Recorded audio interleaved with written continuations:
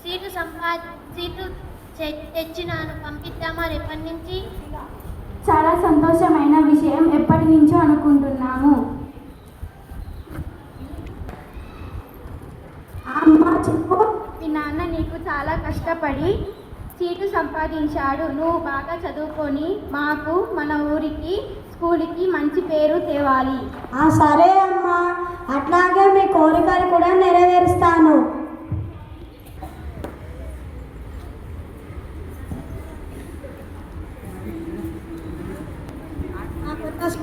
నా కొత్త స్కూలు.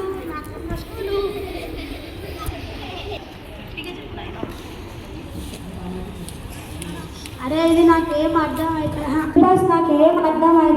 ఇప్పుడు ఎలా మా అమ్మ నాన్న నా మీద ఎన్నో ఎడచ్చు పెట్టుకొని పంపించారు, కానీ ఇక్కడ నాకేమీ అర్థమవుతుంది. ఇప్పుడు ఎలా? అరే ఏమైందిరా? అరే నాకు అర్థమవుతుంది. మా అమ్మ నాన్న నా మీద ఎన్నో ఎడచ్చు పెట్టుకొని పంపించారు, కానీ నాకేం సిలబస్ అర్థమవుతలేదురా. అరే మేము నిన్ను ఒక ప్లేస్ దగ్గరికి తీసుకువెళ్తాము, అక్కడికి వెళ్తే నీకున్న టెన్షన్స్ అన్నీ పోతాయి. వెళ్దామా? సరేరా, వెళ్దాం కదా.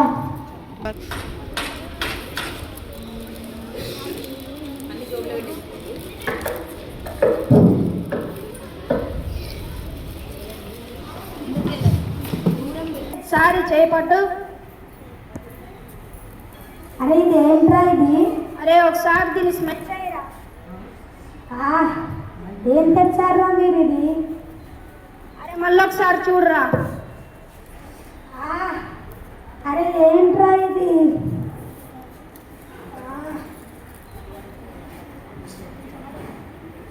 అరే ఇంకొంచెం ఉందారా? అరే నా దగ్గర లేదురా, డబ్బులు కూడా అయిపోయాయి. ఇప్పుడు ఏం చేద్దాం? అరే ఇది నాకు చాలా నచ్చిందిరా, ఇప్పుడు నాకు కావాలరా, ఇది ఎలాగైనా చేసి తెచ్చిరా. అరే అక్కడ ఒక అమ్మాయి పోతుంది, ఆమె దగ్గర పర్సు ఉంటుంది, దాన్ని దొంగలించుదామా? సరేరా. Help help, police police.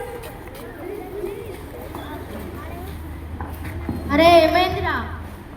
ఏమైందిరా? ఉన్నట్టు పడిపోయా. లేరా లేరా, అరే లేరా, అరే లేరా, పోలీసులు వస్తారు, పదరా. అబ్బాయి పడిపోయారు చూడు.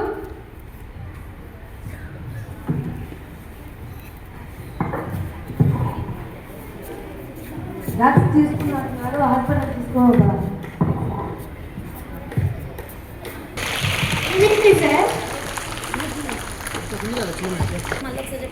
అగైన్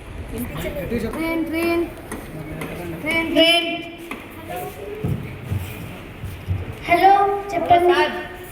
మీ అబ్బాయిని హాస్పిటల్లో జాయిన్ చేసాము, ఒకసారి రండి.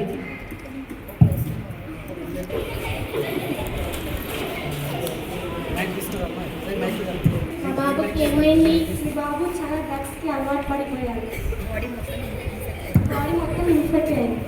అయ్యో నా బాబు చాలా బాగా చదువుకుంటాడు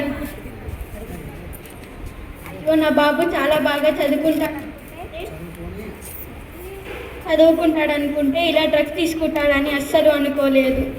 ఏం టెన్షన్ పడకండి మేడం, కొన్ని రోజుల్లో తక్కువైపోతుంది. ట్రీట్మెంట్ తీసుకుంటే తక్కువ. మంచి ఫ్రెండ్స్